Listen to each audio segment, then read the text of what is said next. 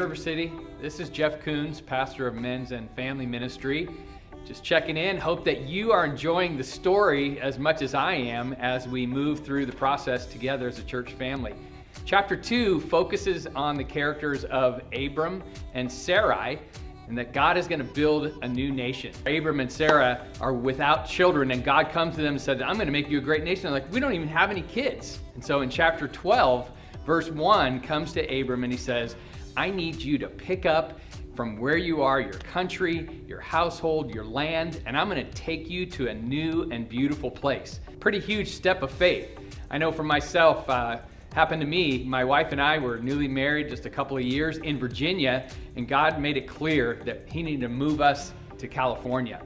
So we stepped out and we made a huge leap of faith and moved all the way to California. Didn't know very many people, new place, new region, and God blessed it.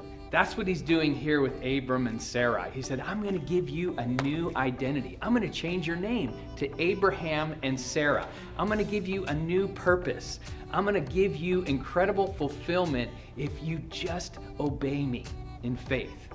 And so it says actually in the scripture that Abraham, when called, obeyed in faith and took a step, took a leap. And it says he followed God to a whole new region, a whole new country. It took a huge step of obedience for him.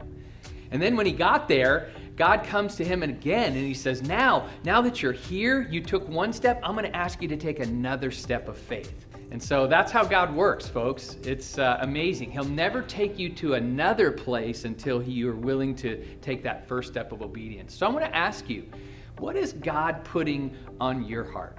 What is God putting before you that He says, will you trust me? Will you obey me in that step of faith? I want to encourage you with that. Maybe God's got something amazing that you've been hesitant, you've been holding back, and now it's time for you to take that step of faith.